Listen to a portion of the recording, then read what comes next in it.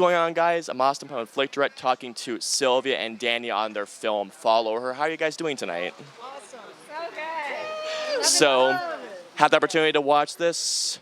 This creeped me the heck out on multiple occasions, so well done on that. So, first of which, what was the main inspiration on coming up with the plot of this film for you, Danny, especially?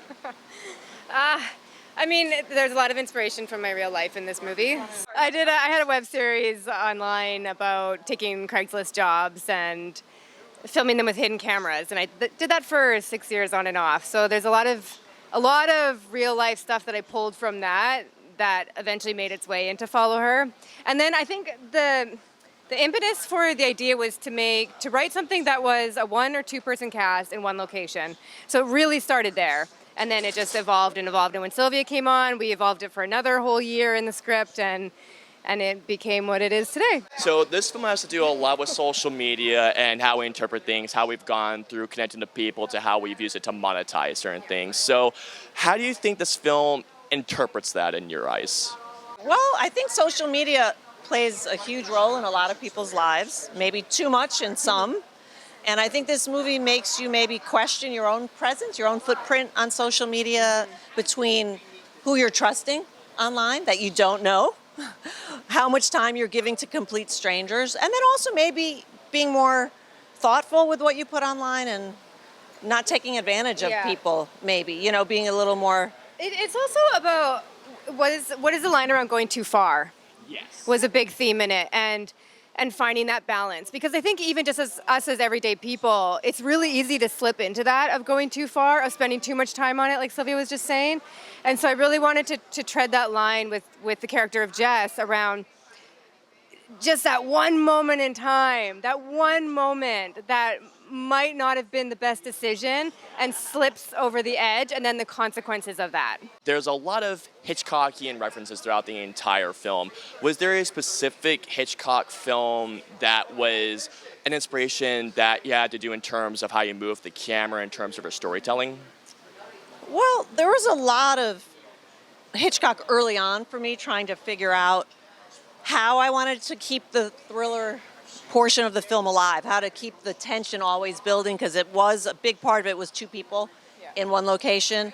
And I thought Hitchcock is a master at always keeping the tension alive, a lot of times by winking to the audience and letting them know more than the main characters. So for me, that was almost more than the way I was going to set a certain shot or the camera or keep it moving, was really just introducing things like that. And there's even a bit of meta in there when Danny would say, wait, we're in the climax of this thing. Was that intentional as you were writing the film?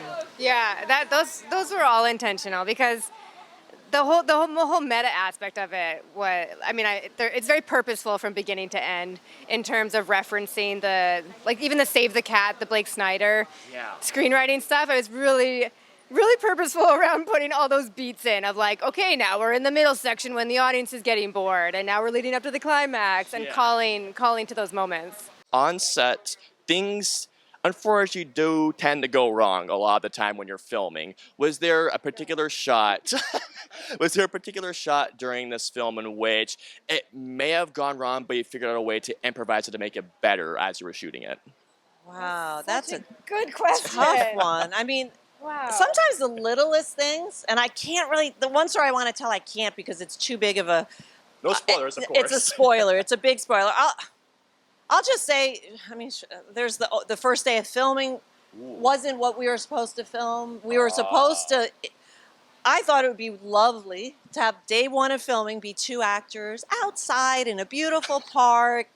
Meeting each other gets for the first to meet. time. We all get to meet each other. The crew, the DP. We're all getting comfortable. The actors, and then at like 8 p.m., I checked the weather, and we've been checking weather. There's a huge storm that just appeared, and so by 9, and we have like a 7 a.m. call time. By 9, I call the production designer. I say, "Holy shit! The huge set, which I know is not ready. We have to shoot tomorrow. What can we film?" And she says, "Well, the only set that we can have ready is the bedroom." And I said, "Wait a minute." The sex scene. The sex scene, which is rather unusual. Yeah, so Some directors intentionally and start I would with a sex and I scene. would probably Really? do that Yeah, again. It's because not that often, but It yeah. gets the actors warmed up, and it breaks. Well, all that was the about what I barriers. was just going to say. Right. That's why Yeah. why it was a happy when you Yeah. said that it made it better was Yeah. because of that. Okay, let's We all make had it to- better. We all had to jump off the deep end, and Oh my Danny had her feet God. in Luke's mouth on day one. So one more thing I gotta ask you guys. So there is a section, I was saying around like the 45-minute mark, and let's just say things get really dark. I mean, there's a part where your character just gets scared shitless, I'll say that right now. Sorry, Yeah. language or other, but how was it about filming that scene? How did you go preparing for that scene, and how Like was it actually shooting that? That is also such a good question because that scene deals with a lot of blackouts on screen. And so we were trying to make it as dark as possible on set so that I wouldn't have to act as hard. And you can only get it so dark when you're dealing with windows and natural light and everything else. And so I unfortunately could see a lot of what was going on. So I was pulling out a lot of my own triggers around things that I have found to be traumatic in my life to try and react to it. Like spiders are a big fear of mine. So I remember trying to use spider inspiration to provoke that fear for myself of like, what would it feel like if there was a massive spider crawling down my back right now? Because seeing it and trying to act like you can't see anything is really difficult. So yeah, I found my own triggers to kind of pull in those moments.